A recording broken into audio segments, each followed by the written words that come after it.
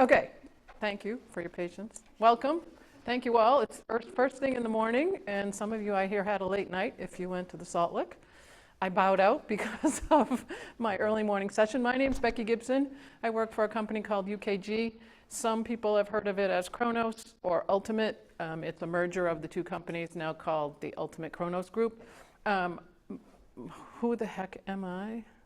And I'm not presenting because I tend to go different places on my machine. So I hope this is okay. I tried to make it as big as possible. So I've been in high tech for 30 plus years. You can kind of tell that from my gray hair. I've been 20 plus years focusing on accessibility. A lot of my work was at IBM, where, if you don't know, the ARIA spec, Accessible Rich Internet Applications, actually came out of IBM. I was part of the team that worked on that, love me or hate me, and then it was donated to the W3C. I'm passionate about making the web usable, and fun fact, I took up figure skating in my 40s. So I try to say something about me that's like not tech related. So this is kind of an introductory session, so I'll warn you that before I start. So if you're well vested in the Web Content Accessibility Guidelines, we're going to go over some of those basics of how people use screen readers, and then we're going to dive into the Accessibility Conformance Report, and we'll actually look at some at the end so that we can talk about them and kind of evaluate how useful or not they are. So the ABCs of accessibility, I know some people get very confused. There's a lot of acronyms that we use. And the first one is the accessibility numeronym. Now, it took me a long time to learn how to say that word without stumbling.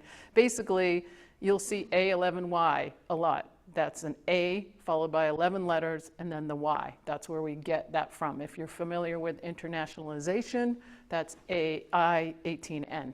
You'll see that abbreviated. And if you have to type accessibility a lot, you get used to that ACCESSIBILITY. Your fingers really have to fly.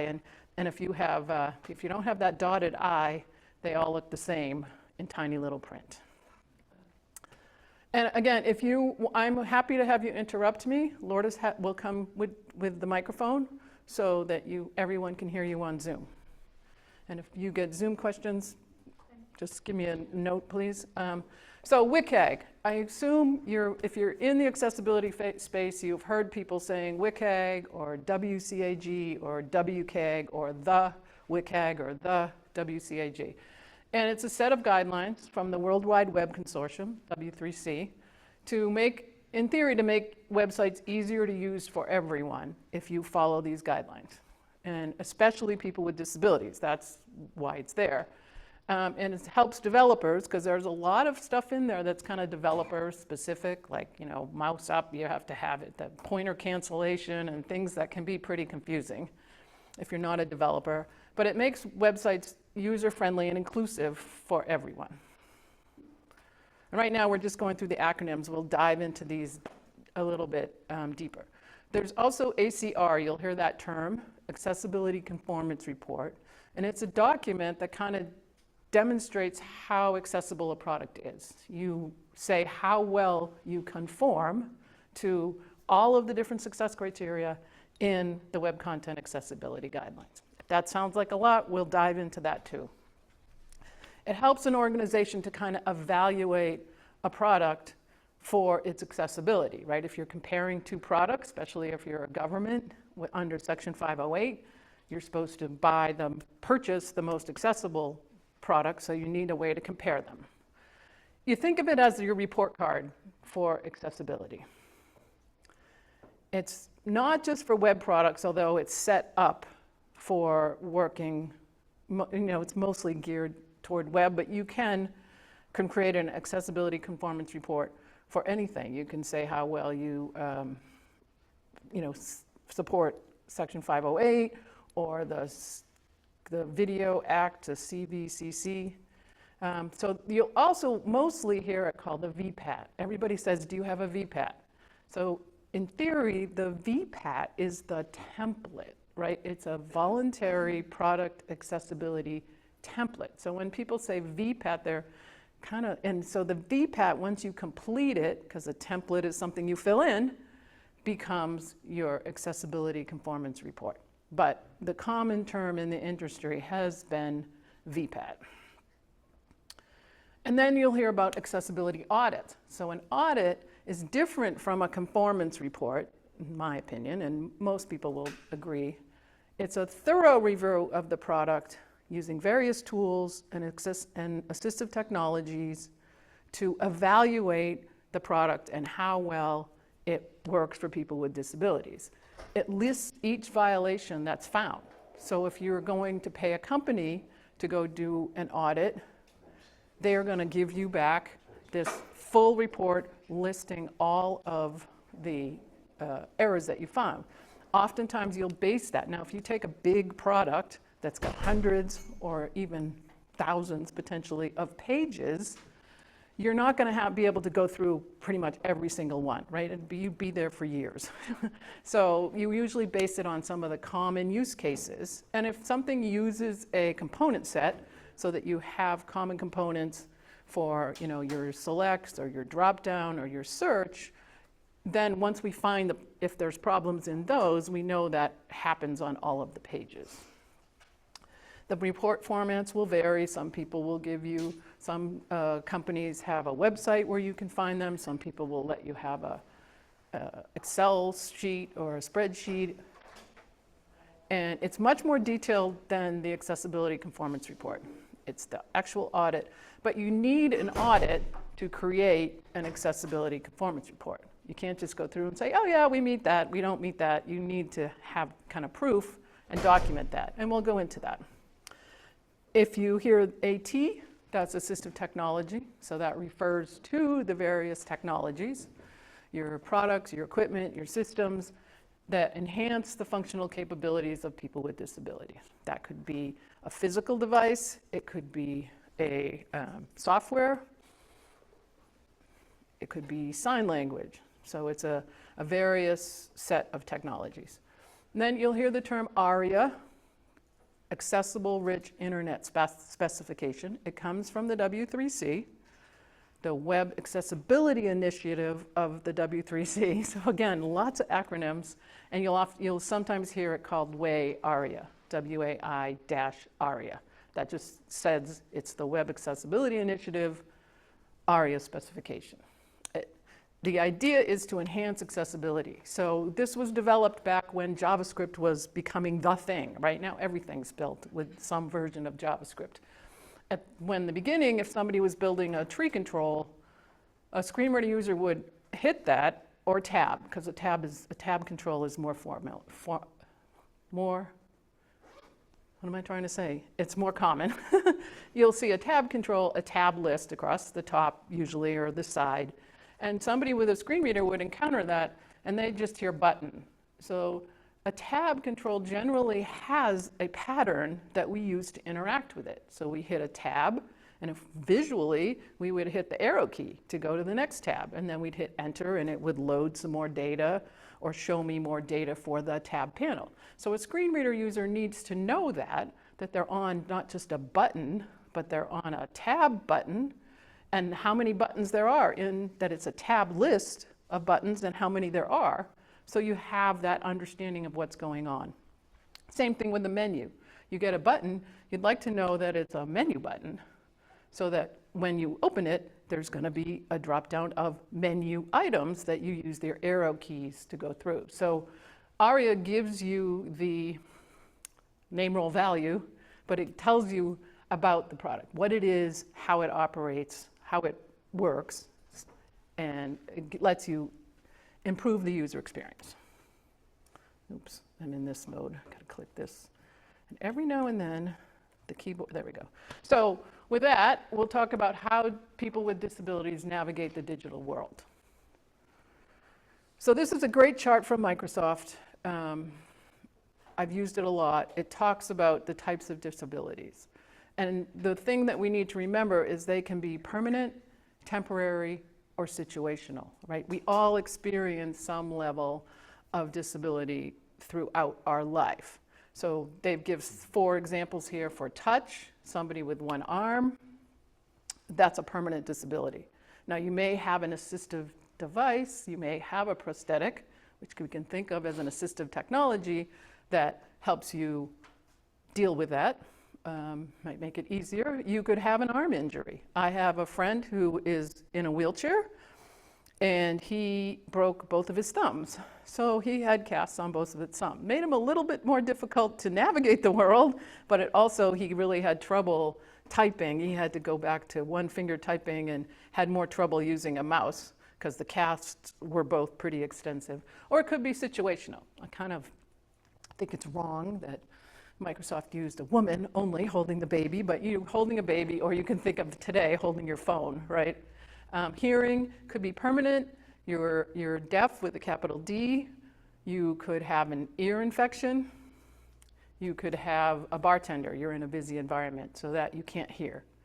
You could be hard of hearing, and generally that doesn't get better. I can attest to that.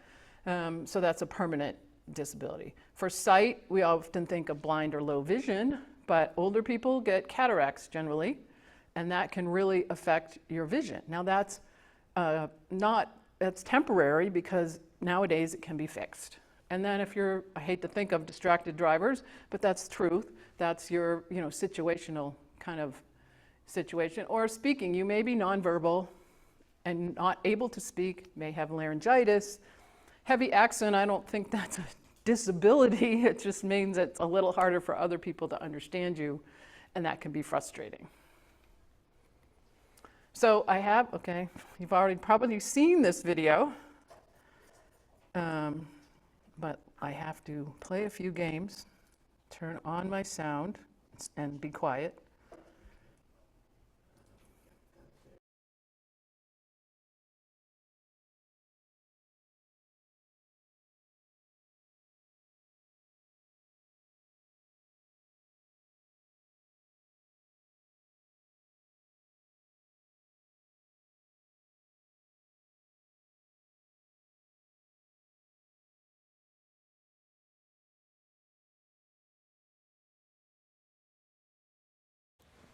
Hey Siri, set my morning scene. It's currently clear and 71 degrees. Today's high will be 80 degrees. Open weather. Swipe left. I am the greatest. I said that even before I knew I was. I am the greatest. I said that even before I knew I was. Describe images. Float like a butterfly, sing like a bee. His hands can't hit A painting. what his eyes can't see. A red jacket. Now you see me, now you don't. Sonny think he will, but I know he won't. Last week I murdered a rock into the stone. Hospitalized a brick. I'm so mean I make medicine sick. I have wrestled with the alligator. Hustled with the whale. Turn right. Tap, take picture. Tap, take picture.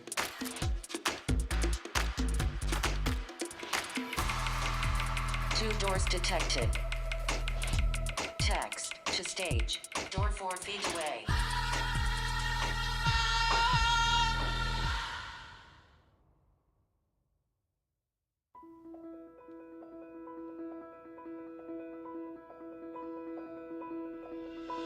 I'm young, I'm handsome, I'm fast, I'm pretty. The world judges me pretty like me. The world judges me pretty like me. What are we gonna do? We're gonna dance. What are we gonna do? We're gonna dance. I shook the world. I shook the world. I shook the world. Shook the world. I shook the world. I shook the world. I shook the world. Shook the world. I shook the world. I shook the world.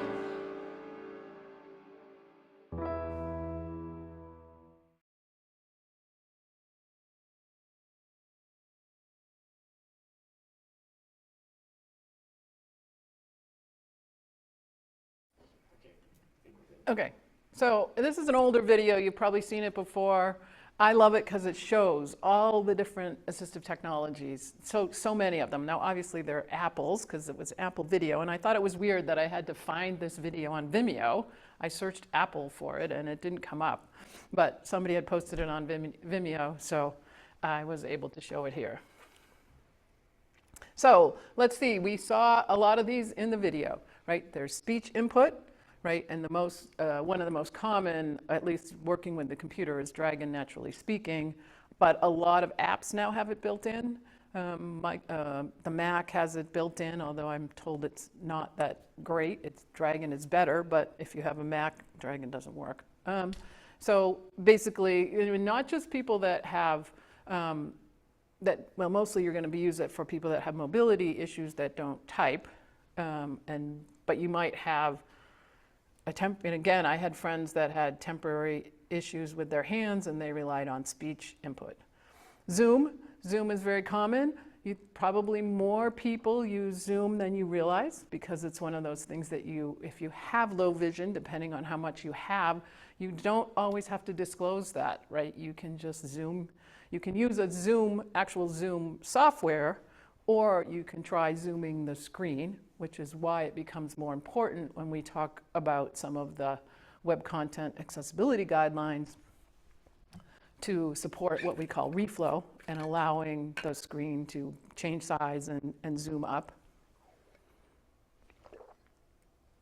High contrast. So Windows has a setting called high contrast mode that you can pick default settings. So this is the homepage of our company's workforce management product in Windows high contrast mode, one of the defaults. So you see it gets very high contrast. You can customize those settings in Windows to pick any color you want. In fact, I've heard that people have brain injuries or a concussion might prefer low contrast. So you can actually change it to be low contrast. So it's customized. The Mac has that setting. It's not necessarily with colors, but it's just with, you can change the contrast in black and white of your screen. Or you can change the colors. They do have a way to change colors. Screen reader. This one actually shows a Braille device as well, but often people that are blind or low vision will use a screen reader that reads the content of the page, and it's very important, and this is why I have a job, is to make sure that the product is coded properly so that it works with the screen reader, right? You can and this is where ARIA comes in to enhance that information. Switch devices and alternate input. So this image is of a man using a mouse stick, right? He has some mobility and he has a trackball, so he can move the mouse, but for input, he doesn't have the ability to type with that fine motor control, so he's using a mouth stick. There's a lot of other videos. Apple has a video where someone came to one of their developer conferences in his wheelchair and he used his tongue to manipulate and to actually, say, press enter and move around. I sometimes use that video. Here's this one. We have captions and sign language. I'll put my little plug in. There is a difference between captions and subtitles. They often are used interchangeably. I use them interchangeably. Subtitles are just the text that's spoken. So if somebody's speaking, you have the subtitles and they may be translated into another language. Captions include important sounds. Now, often if you just have a talking head in a video, there aren't other important sounds. But for things that, you are watching, usually a movie will have more audio description, but if, the phone rings and that's an important part of the video, you need to have that in the captions as well. This picture I took it off I found it of the debates in 2020 between Biden and Trump, and we can see, they had 2 actual live captioners, one for each of the speakers, sign language interpreters, sorry. Okay, so there's our quick overview of how people with disabilities use the web. Let's dive into the web content accessibility guidelines. Sorry, did that? Nope. So as I said before, it's kind of the de facto standard for web accessibility throughout the world. Other countries often based on WCAG. So we've heard about the European Accessibility Act. That's based on WCAG 2.1. So there are different levels, right? It's, again, comes from the World Wide Web Consortium. I was actually on the working group that worked on WCAG 2.0. And the current version is 2.2. It came out in October of 2023. It's based on 4 principles. You probably heard it before. Pour, this is how you remember it. It's pour like beverage, which is much more appealing to me than being without money or being poor in some other way. So it's perceivable. Can you perceive what's going on with different senses, not just perceive with your eyes? Is it operable with different technologies? So like we saw in there, is it operable with speech? Is it operable with the keyboard? Is it understandable? Like if you make an error, do you know what happened and why? Do you know what language it's in? So there's things there. And is it robust? Can it stand the test of time and work with different assistive technologies? And it's got, based on these 4 principles, there are 13 guidelines and 86 success criteria, where you're like, oh, no way, 86, how is everybody going to do those? So the guidelines are perceivable, so users must be able to perceive the site in some way using 1 or more senses. So that gives us 4 guidelines, 1 for text alternative, so that's for non-text content, right? Images, icons, arrows, things like that. Time-based media, so there's a lot for audio and video, audio only, video only, multimedia, and that's where there's requirements for captions as well as audio description. It's adaptable. This is where it starts getting into a little bit of the weeds, where we know this is where you'll hear a term programmatically determinable. So if there are headings on the page, can they be interpreted in code and presented to an assistive technology? One example. And distinguishable, this is where our contrast comes in, not using color alone. Operable, so again, you must be able to control and navigate interactive elements. So does it work with the keyboard? Are there keyboard traps? If I'm going through with a keyboard, do I get stuck anywhere? And that can easily happen. Is there enough time to finish things? So if you suddenly say, oh, wait, we're going to shut down in 5 seconds, if you need to hear that and then react to do it, you might need more time. So you need to give people enough time, and you need to give them a way to increase the time. Seizures and physical reactions. We don't want to cause anyone any kind of a seizure by multiple flashes. Can you navigate it? Does it make sense when I'm going through? Can I navigate through, and is the order correct? And different input modalities, that's where you get into kind of the developer-y stuff. If there's a pop-up, can I move my mouse into the pop-up so that I can move it if I'm zoomed? And then understandable, you must be able to understand and interact with content. So is it readable? Is it in the right language, right? Did you tell me, did the developer say this, what language this is, so a screen reader can adapt and announce it properly? And I'm giving you just some examples. Is it predictable? So do things happen in the same order? Is it something that says submit on one page, doesn't say apply on the next? Or, enter on one and apply, so you're using the same terminology? And is there inputted system? If I make an error, am I told about the error, and I'm given information to fix it? And is it robust? It must be robust enough that it can be interpreted by a wide variety of browsers and assistive technologies now and into the future. So that's what we call compatible. And there's only 2 success criteria within that. And this is where our ARIA comes in, this one called name, role, value, so that you programmatically explain using ARIA what the content is and how it's expected to work. So I keep talking about success criteria. There are 3 levels, and there's a number of success criteria. So 3 levels, there's A, AA, and AAA. So A is pretty much the minimum that you need to shoot for, because that gives you at least the most obvious accessibility information. Double A is level double A is pretty much a must-have. So you really need to get to double A conformance, and I should make that. It's not a compliance, it's you conform to the success criteria. There's no implication of legality with WCAG. That comes from the people that build their different laws based on WCAG.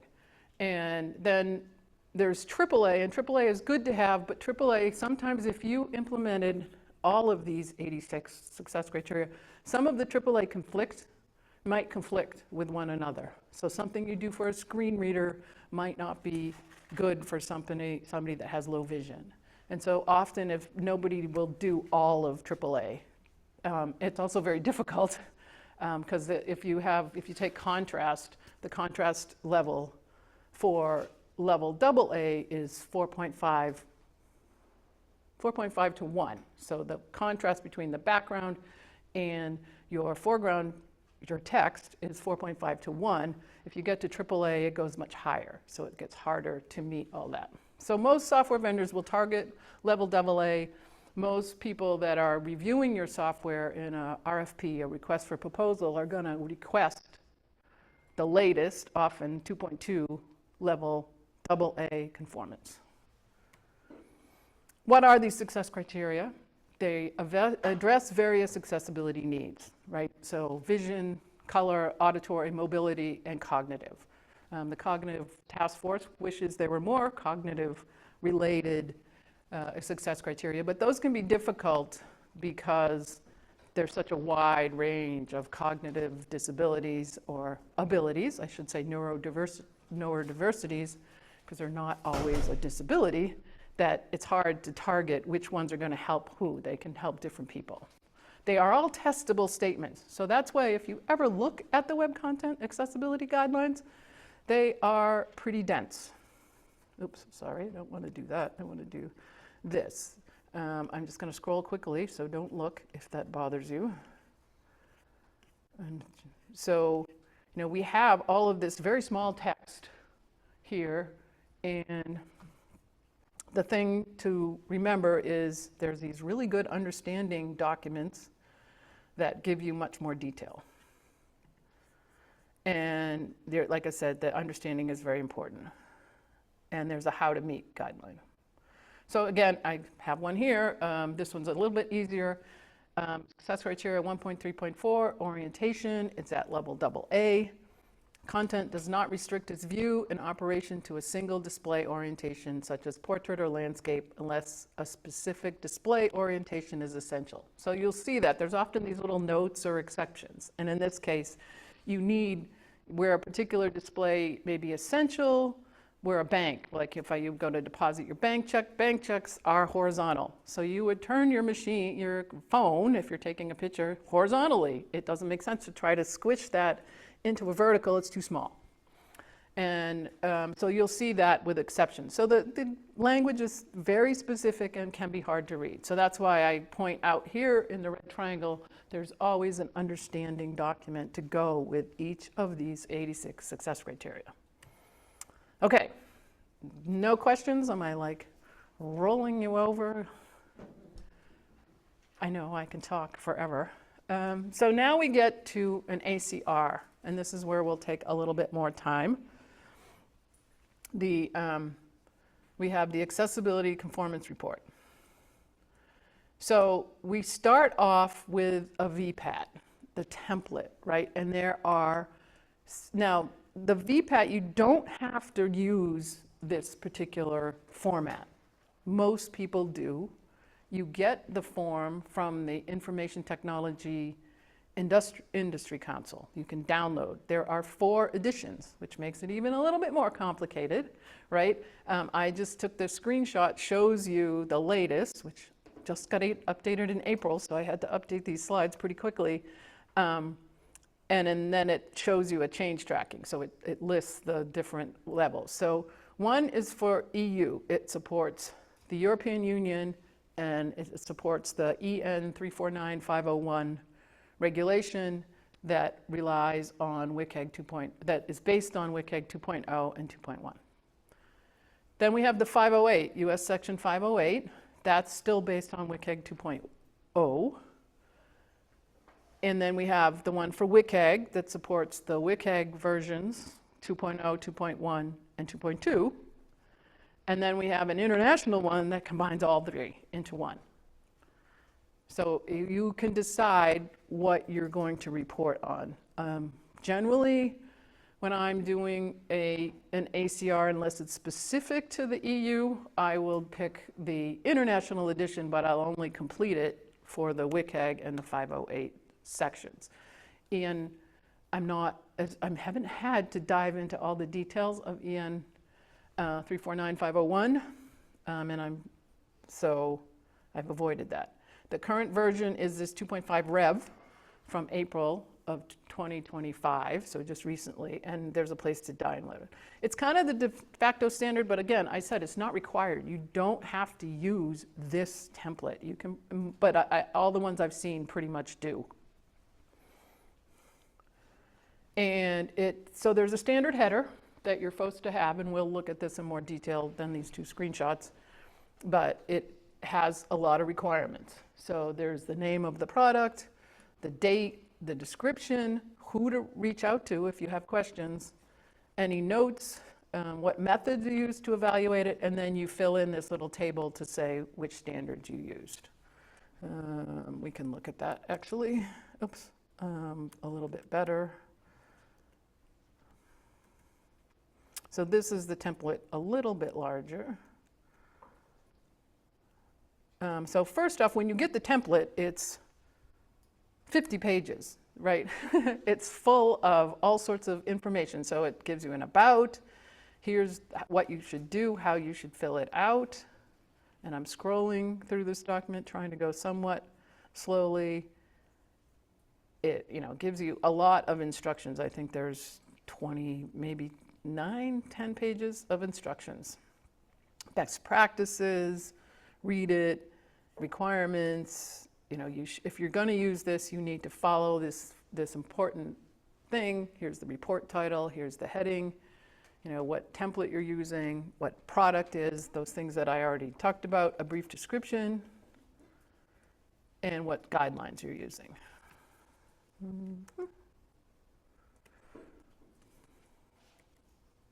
So what are the terms? So this is where it becomes sort of important that you follow the right terms. And this is documented in the actual VPAT template. And you include that when you create your report. So basically, you can say supports if the functionality of the product has at least one method that meets the criterion without known defects or meets with equivalent facilitation. Okay, big word, right? Equivalent facilitation. That means, do you have an alternate way to do that? Is there maybe another page that works better, which we'll talk about a little bit why you might not want to do that. You can say, it's going to vary between who's filling out this ACR, whether they say you can have nothing that doesn't work at all. Like say we're looking at keyboard and you say, okay, there's a couple places where the keyboard doesn't work quite right, but they're minor pieces of the product. They don't prevent anybody from completing it. So some people would potentially still give you a support, and some people will have a formula, okay, for partially supports, and that's the one that gets a little bit trickier, right? Some functionality of the product does not meet the criterion. Now, I would never, if there was something that prevented a user from completing a task, I would not say partially support. So say somewhere along the line, you cannot complete a form that's required with the keyboard. That can't be partially supports just because other things in the product work with the keyboard. This one is you're blocking. This is a blocking issue. So anytime there's a blocking issue with one of these success criteria, and again, we're filling out these values for each success criteria in the ACR. So that means if you're doing AA, 55 of them. And then we have does not support. So in that case, the majority of the product does not meet the criterion. So again, I'm already a little different, right? The majority is different from what I just said, right? I said, if something is blocking, I'm going to give it a does not support. If there's a blocking issue that you can't complete an important task, I would say does not support, even if the rest of the product did. And I would call that out in the ACR and say, most of the functionality works, but this one doesn't. And that's why there does not support was given. There's not applicable. The criterion is not relevant to the product. There's a little asterisk there. So this is written in the template. If you have something, so our products don't generally have audio, any video, multimedia built in. And there's a whole, I don't know, 5 or 6 success criteria that are related to media, either audio only or video only. So we could say not applicable, and some people will, but you're allowed to say supports when there is no content to which that success criteria applies. So therefore, if you don't have content that has multimedia that you need to caption, you support that because you've met the criteria. There's captions for anything it needs. Yep. Question, we need the mic though. Does that make your percentage of compliance increase then if you have content that supports just because it isn't applicable? Yes. And you put supports, that raises your compliance percentage? Yes, yes, and if you go by percentages, and that's why when reading an ACR, it's important to make a note of that, right? And that's where the comments come important, because if you're going to compare one and one person has used not applicable and another company has used supports, it might look like the one over that's using supports is more conformant when that's not necessarily the case. So that's important to know that people use that one differently, because it does look better to have more supports, right? And hey, we do that in our company. And then not evaluated, the product has not been evaluated against the criterion.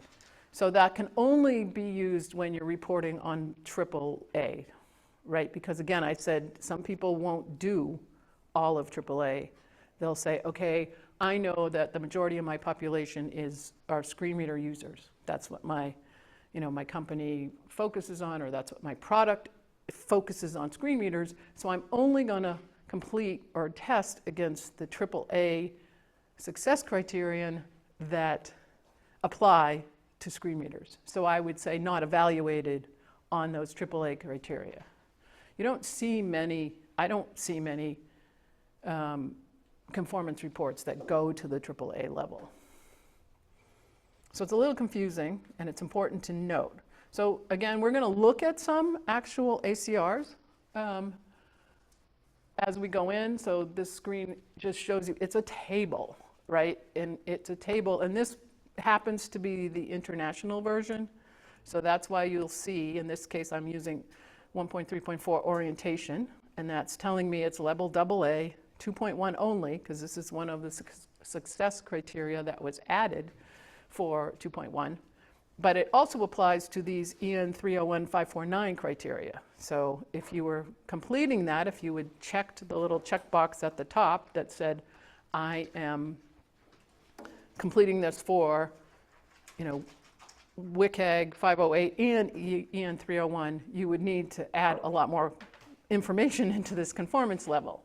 But then we have, so the table is 3 columns. It has the criteria, the conformance level, and any remarks. And it's important there be remarks on a ACR, right? That tells you. So in this case, the product does not support orientation. And then the note says the product can only be operated in portrait mode. Because if you could only be operated in landscape mode, you'd want to note that. So it's not like I can just say, don't support orientation. At least tell people which one you do support. And then the next one is it's early. Identify input purpose. So this one is a partially supports, right? So this particular product says the purpose of most input fields collecting information about the user can be programmatically determined. And then the exception includes several form controls lack an autocomplete attribute. So that's the requirement of identify input purpose, is that you have this autocomplete attribute. So again, this is something the programmer has to do that says that there's a, that this is the name field, or this is your given name or your family name, or this is your street address. So there's ways that you identify that. And what happens, and I could go off in divergence, what happens with that is if you have put that into your browser, right, the browser can pick that up and auto fill it in or offer you the option to fill it in, which is helpful for people that have trouble remembering phone numbers, social security numbers, things like that, so that it can be, they don't have to go stop, look it up, come back, they can store it in their browser. So what do you do about requesting an ACR? So often you make it part of your RFP, your request for proposal. So I see this as part of the accessibility team at my company. People are evaluating our product. They'll come and say, they'll ask often several questions like, do you conform to a standard? Do you have an ACR or a VPAT? Is the product, can the product be used by various disabilities? So you can ask for them. You can look on a company's website, which we're going to do. I've downloaded a few from various companies so that we can dive into them. You can submit, and then often a lot of people don't like to, as the saying goes, air your dirty laundry. So they won't always make them publicly available on their website because they don't want to share that they know they're not accessible. They don't want to necessarily broadcast that to people. Okay. And so we selectively share some of our ACRs on our website. And we have an address, and most people do that if you want to request one. Here's the address to reach out to request an ACR for our product. So here's a couple examples, and forgive me, I'll read them for those that can't see the screen, that I have seen. Is this product compliant with WCAG 2.2 accessibility requirements? If no, is WCAG 2.2 compliance on the product roadmap? If yes, please send the most recent product VPAT supporting compliance with WCAG 2.2. So a lot of companies, if you are not fully compliant, they want to know when you're going to be compliant or know that you're actually working towards that. So if you're looking at procuring products, you want to know that. Like, and some will ask, what are the recent improvements you've made, so they can see progress towards that you're doing something. You're not just saying, oh yeah, we're not compliant, sorry. They want to know that you're doing that. So you want to know that if you're on the procurement side. And then it says, proposers shall include an accessibility conformance report with their proposal, detailing how the proposed solution meets accessibility standards. So they're not necessarily saying you have to do 2.2 or 2.1, but tell us where you are. And then another one is proposers are required to provide an accessibility conformance report demonstrating conformance to WCAG 2.2 level AA and section 508 requirements for all proposed products and services. The ACR must include specific requirements like the version, the evidence of testing, and any remediation plans. So when you're reviewing an ACR, so say your company's considering some products and you've requested the ACR, you've asked specific questions, what do you do with that once you get it? So one of the big things that happens is just because there's an ACR doesn't mean the product's accessible. I think more people are aware of that now, but it used to be like, oh, they have an ACR, they have a VPAT. You would more commonly hear VPAT. They must be accessible. So that's good. They have an ACR. We're good. We can purchase them. And that's not the case. So just because there is one, and you also be aware of ones that have supports for all entities. So one thing I didn't go into is an ACR, a VPAT is a voluntary product accessibility template, right? Oftentimes the company is filling it out themselves. So we kind of do both because we have a lot of products and it's not cheap to hire someone to perform your testing. You also have to go through, at least in our company, all sorts of hoops to make it publicly available, to get them through their NDA, their I don't even know what that stands for anymore. Anyway, it's saying you're not going to share each other's stuff. Something disclosure agreement. Yeah, thank you. It's like, boop, blank. And so, anyway, you have to go through a lot of security often to share your product with a third party. Again,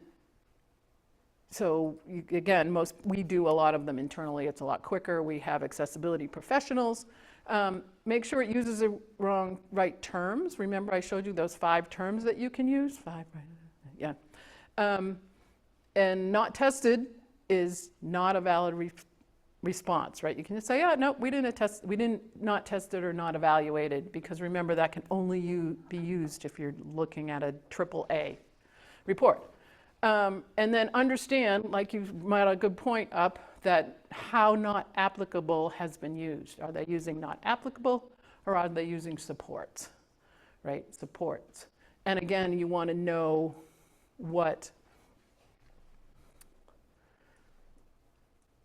how they're testing. So what are we going to look for? So some people will say don't trust it if it's from the company itself. And yeah, I mean, you kind of want to feel that out a little bit more. Like, was it created by a third party or internally?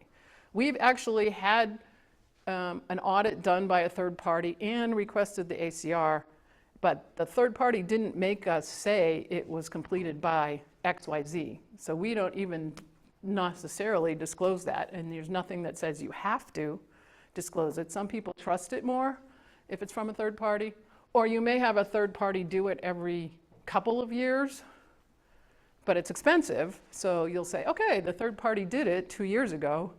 We have accessibility professionals inside our organization. They can go back and update it. We know what's been updated. We can look at those things, and then we can make the updates. Question.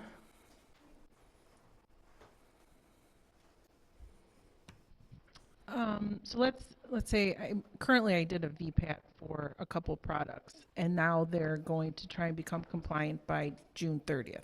So when do you update your report? Should you update your report?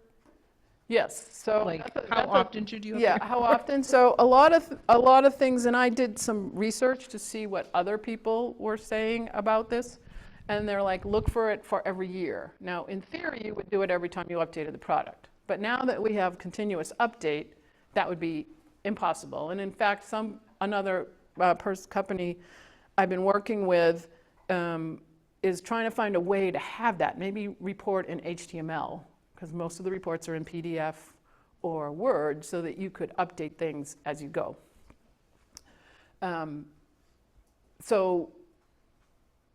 It's sort of your own cadence. I know sometimes in the RFPs that we respond to, we say that if somebody requests ones, we'll get it within 90 days. So if you have a plan to be able to update it in a certain amount of time, and you can ask for that in your RFP, right? We want this updated. And then you want to see if specific use cases are listed.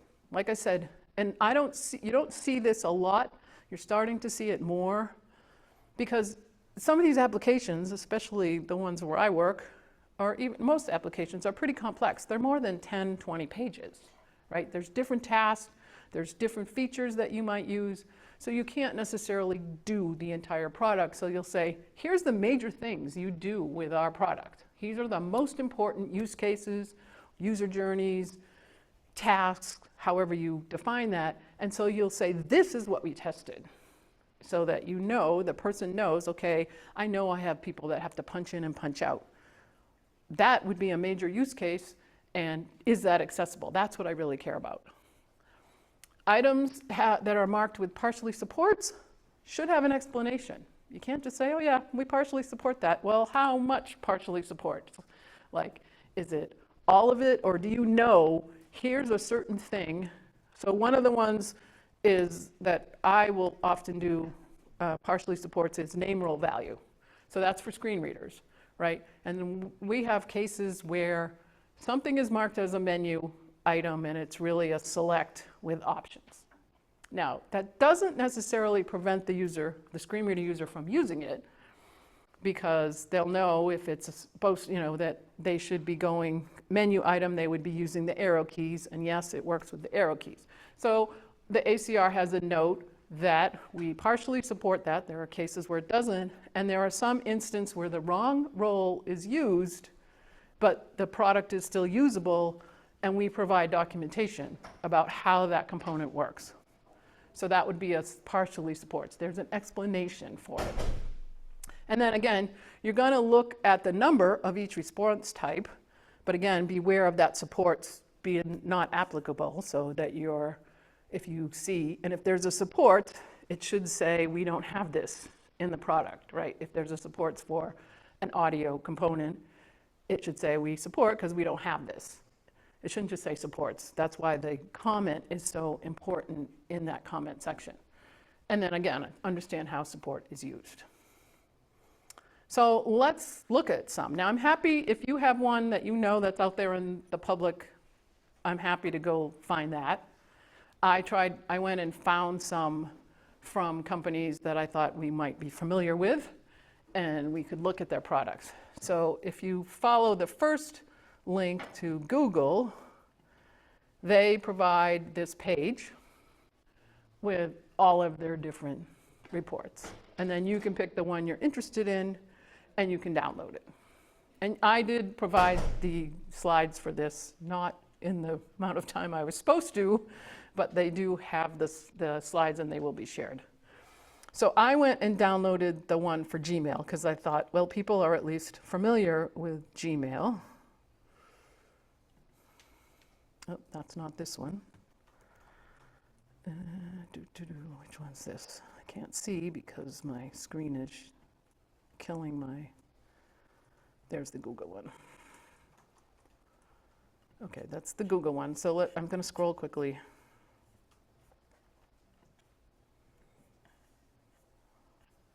Page 2.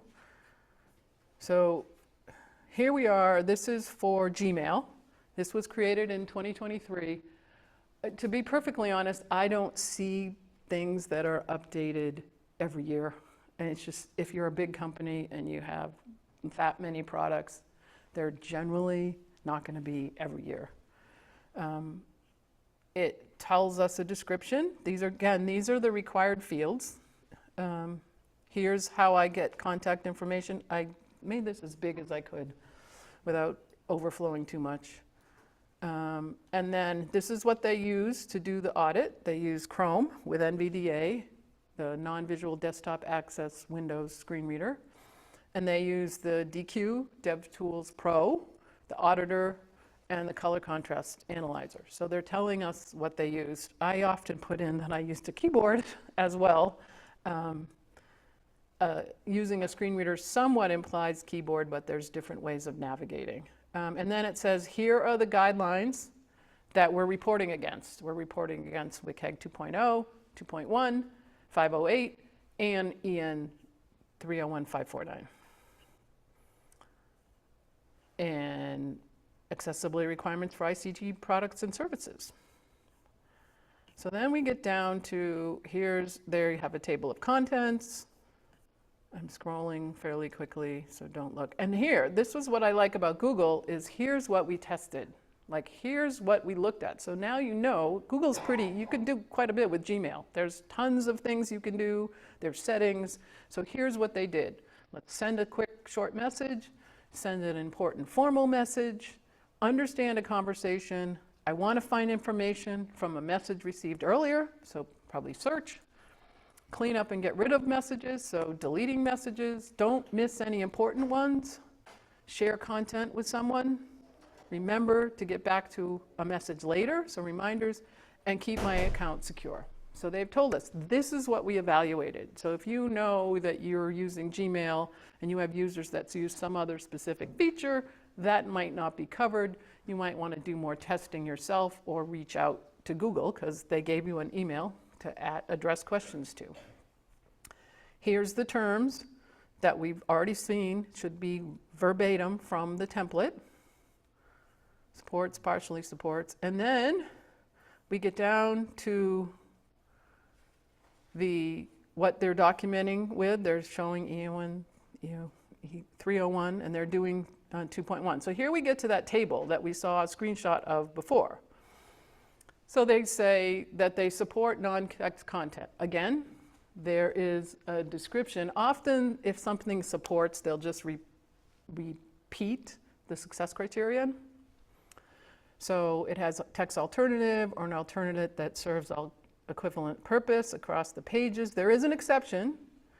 So images must have alternative text on the understand a conversation page. So it sounds like maybe they don't, but they're saying, okay, we only have this one that, and understand a conversation, how important is that? You might say, okay, well, how important? You might dive into the product and follow that up. Let's see. Again, they're using supports for the video. This is where you see the 1.2 guideline is about audio and video and media. So they're saying they support that because there is none. Again, they have that comment that tells you they're using supports because they don't have the product. They don't have that feature. And there'll be a lot of these, so I'm going to scroll fast because they don't have any media. So they don't need captions, they don't have anything, media, so they don't need audio description. And okay, so now we get to info and relationships. This is a fairly big success criteria that encompasses a lot. So seeing supports on info and relationships, I wouldn't say it's a red flag. You certainly can support it. It depends how complex. But this says that everything is programmatically defined, right? So that the screen reader can pick up stuff. It means that your labels are properly associated with your controls, your headings are properly mocked up structurally, your structure is right. A lot of things fit under this. And so they're saying most of it does. There are exceptions. More than one table element is used to create a single table on the send an important formal message page. So they're telling you where there are issues. They're being very honest. Group of checkboxes is missing field set on the I want to find information. So a group of radio buttons is missing a field set. Yes, it's wrong. A field set groups radio buttons, so when you go into them, you hear the group name and then you hear the individual label. That's a problem, but it can be worked around with the screen reader, so partially supports is probably a reasonable thing to give that. Heading levels are out of order to keep my Gmail account secure. And visual heading is not marked as heading on the understand a conversation page. So we saw they talked about understand a conversation on another one. That page looks a little bit suspect. Again, meaningful sequence. So again, this is it seems like a pretty accurate report. It gives me the detail. It's telling me why something partially supports or why it supports. So sensory characteristics, again, they repeated somewhat the success criteria, but I know they looked at it. Here's what I know about it. Use of color, this one is tough. So that means that you're not using color alone to represent something. So red means, bad, green means go, red means I read it already, or green means green means I read it already. A green heading, a red heading means I didn't. That would be bad, right? Because it's only color, so you need a check mark or something. So it says, here's their exceptions. Color alone is used to convey info and that don't miss any important message. I want to find information from, and anyway, they list out a bunch. So they are using color. And then they're talking about contrast, which generally doesn't go here. Because there is a specific success criteria for non-text contrast, but they're saying link contrast is not at least 3:1 with surrounding text on keep my account secure. So anyway, audio control. Now, in this case, they've used not applicable, which to me seems a little strange. They were using supports before. Now they're saying that audio control is not applicable. There's no pre-recorded audio that plays automatically. So anyway, I thought this was a pretty good and accurate conformance report. So let's look at another one. And I'm not meaning to pick on any companies. I'm just using them as examples because, oops, this one, I need to go to Word. So Microsoft also has a page that lists all of these. That would be here. You have to search in this case. So Teams. And then you can download them. So how many of you use Microsoft Teams? Okay, quite a few hands in the room. How do you feel about its accessibility? Yeah, we got a thumbs down, at least from one person. Yeah, a couple thumbs down in the room. So let's go look at theirs. I was kind of surprised by this. It's hard when your controls cover your, that's the Teams. Here we go. So here is, and again, I'm sorry, this one is not a stellar example, so I apologize to anyone that's from Microsoft, but they are, following, it's the web, Microsoft Teams for the web. It was done in November 7th, 2024, so fairly recently. Here's a pretty good description of it. It's, Teams for work, education, does not cover add-on features or extensions that can be installed or deployed within the Teams platform, so just Teams. And then it does have a note here, which is important. Teams doesn't support Windows contrast settings, but it does support built-in zoom level up to 200%. So, okay, contrast, zoom, kind of different, but there are success criteria that specifically call that out. They have a website. Here's our evaluation. They list things that they're using, and they are supporting WCAG 2.0, 2.1, and 2.2. And so in the tables below, for all criteria marked not applicable, the specific feature covered by that criterion is not part of the product. For example, they're using not applicable rather than supports for their report. So there's not a heck of a lot here. I'm looking at the table and it says 1.1.1, the conformance level is supports. Not a thing about supports, just it supports. And then in one case, they've used supports for audio only and video only, and they've used supports for captions, but yet they've used not applicable for audio description or media alternative.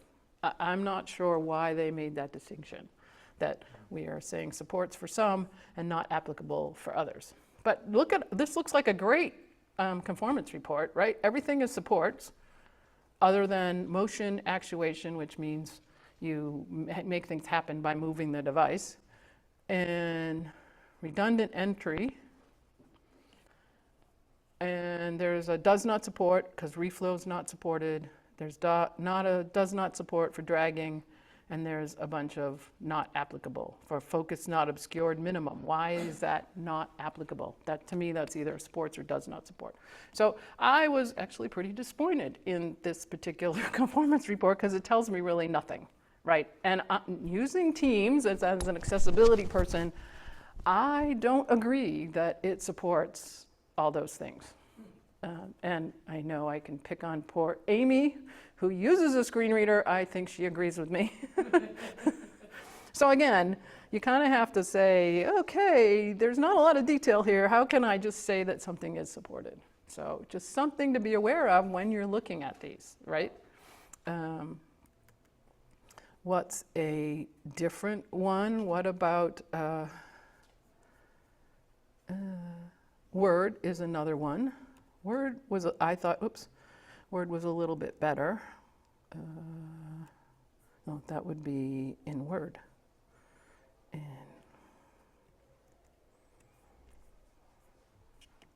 this one is for, that's thing, Microsoft Word. So here's Word.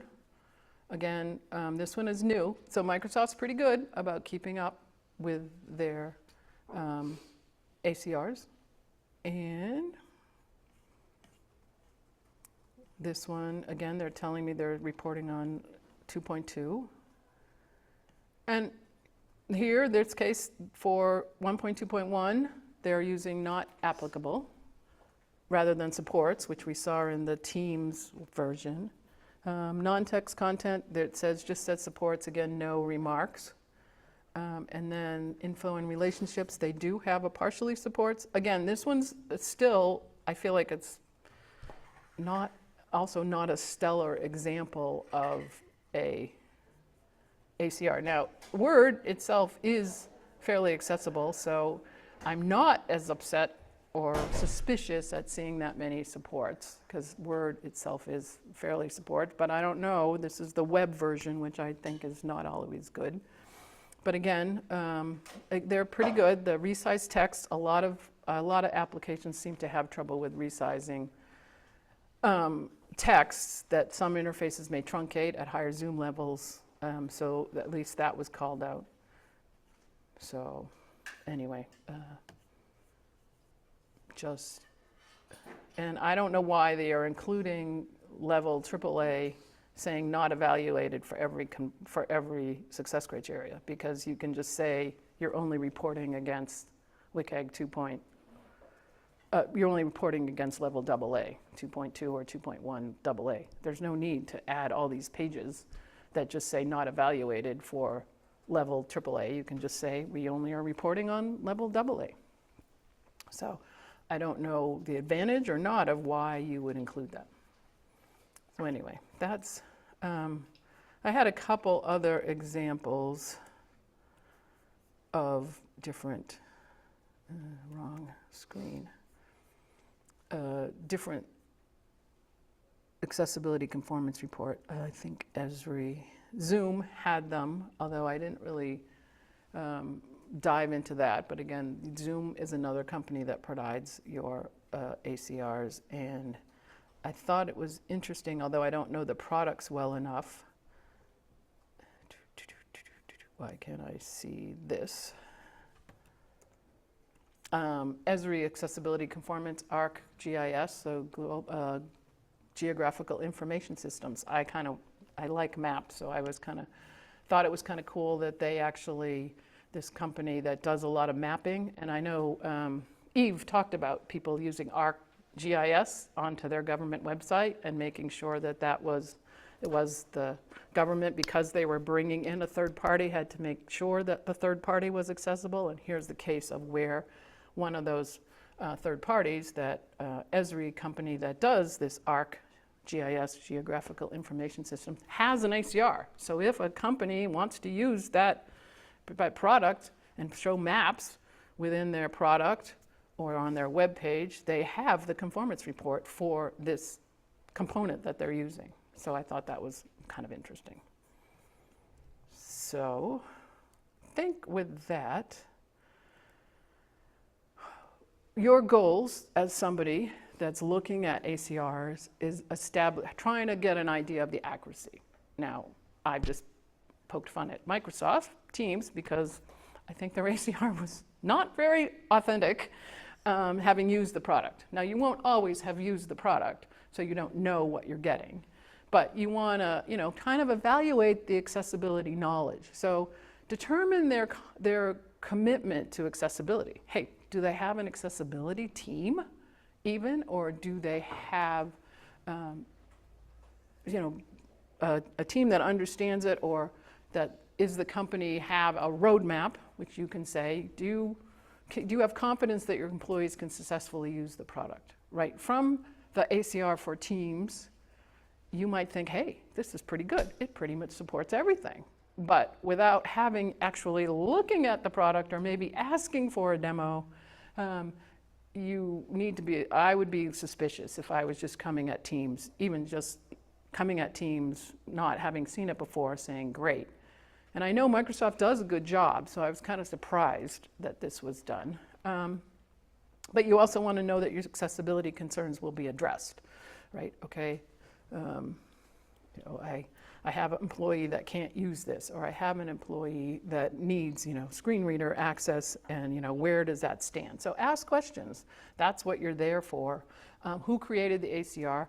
Just because somebody internally, I'm a little bit more biased, just because an internal person created that ACR doesn't mean it's bad, doesn't mean they're lying. I probably am harder on the product in their company than a third party might be.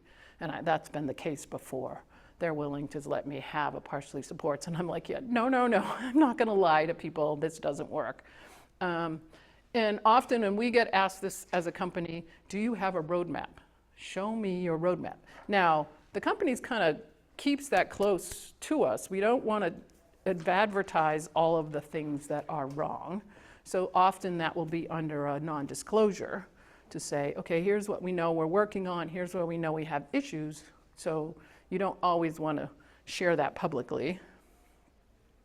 And then where is there an accessibility team, right? Do they have a team? What's their background, right? So we can kind of brag when we have people that have, 20 years experience that are working with our company, or they have, lived experience with disabilities, or how are the issues get reported? What if I, as a purchaser, have an issue? How does that get addressed? Is there a timeline for that? So there's things you need to be aware of.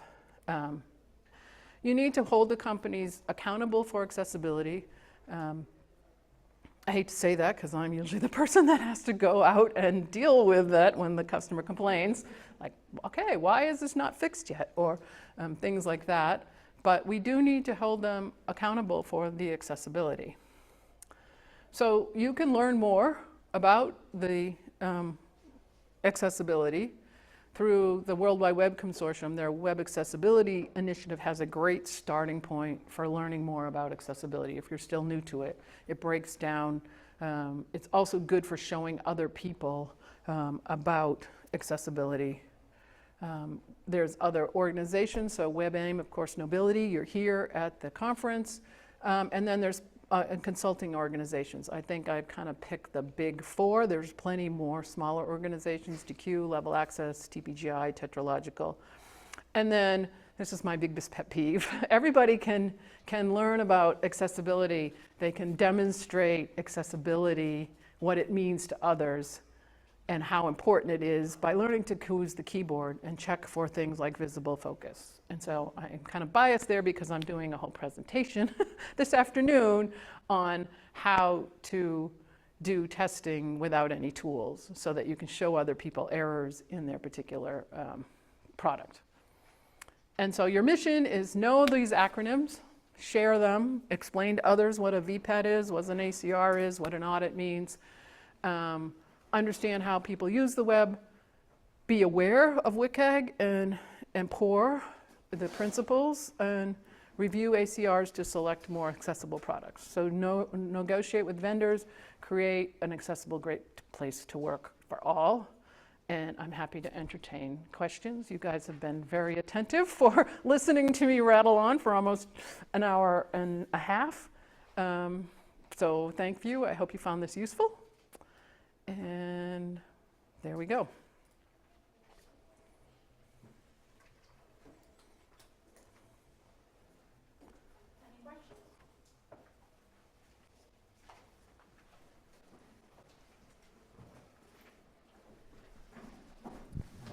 You mentioned needing to go to the companies and that they need to be held accountable.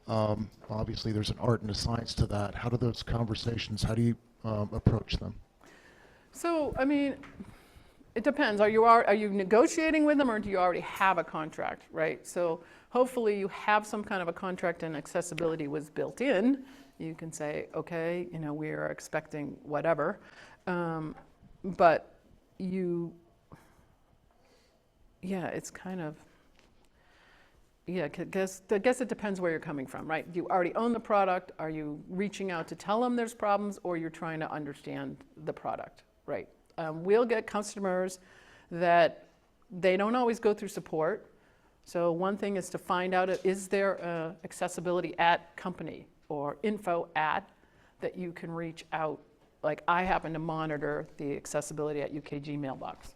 And a lot of times, our salespeople will find our team there, because they don't always find the team, but also the company will. It's like, hey, wait a minute, you know, we have, or they'll go through their sales rep. So if you have a rep for your company, you can go through them and they'll connect you usually to the accessibility person. But the salesperson will say, okay, I need help with this. Where, you know, how can you help me? I have the customers complaining about these issues.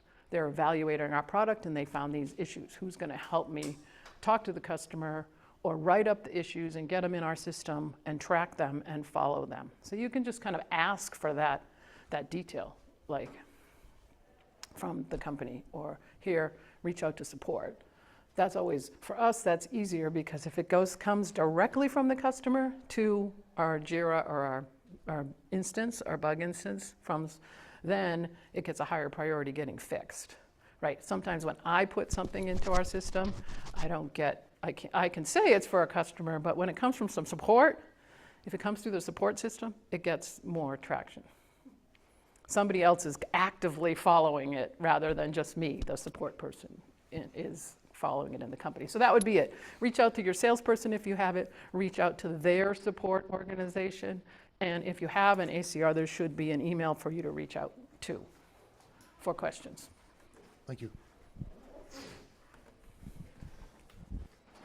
Nothing online? They're all tired, too. And they didn't probably go to the Salt Lick. And have another question?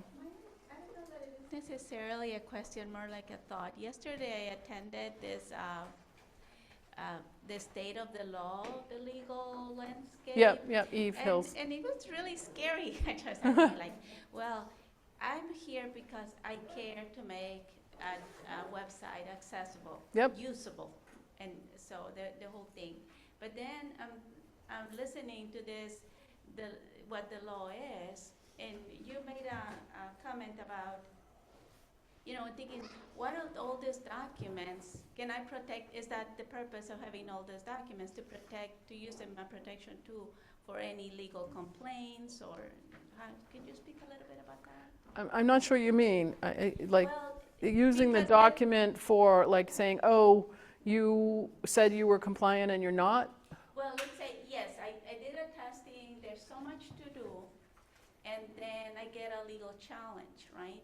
But I trusted someone else to write this document, and I looked at it, I looked the best I could, I analyzed it, but then I get a legal challenge. How does that play? And I'm probably not the best person to answer legal questions, but if you used a third party, you know, they're kind of responsible for you, but I don't know. I'm not a legal person. I can't say. I'm sure there are ways for you to say, look, you're getting sued because somebody made a mistake creating your ACR. You would probably go against that organization that gave you what's considered a bad or invalid ACR. But you're getting out of my, you gotta go find Eve for those questions. We got one question on Zoom. Okay. Oh, yes. It says, any advice on holding vendors accountable for accurate ACRs while not being able to audit every success criteria? Right. I mean, you have to audit the success criteria so you have an idea. You may not be able to audit every single page, right? You can't really have an ACR and ignore some of the success criteria. In fact, I had a company that was like, well, we don't do that, so we're not going to take that out. You can't take that out of the ACR. You have to at least have commented or say, and that's where you really can't even use not evaluated. So you have to make a decision. Do you support it? Do you partially support it, or you don't support it? You can't just leave it blank. Or, like I said, you can't say not tested unless it's a level 3, a level AAA.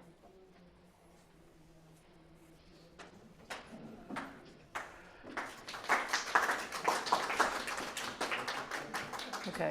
And if you get a chance, please fill out the session survey. It helps access you with continuing the work and improving where we can. Yes. Yes, yes, thank you. It helps me to know that I'm like too monotonous or too much or too fast or too slow or, she said too much. You did great. Thanks, Amy.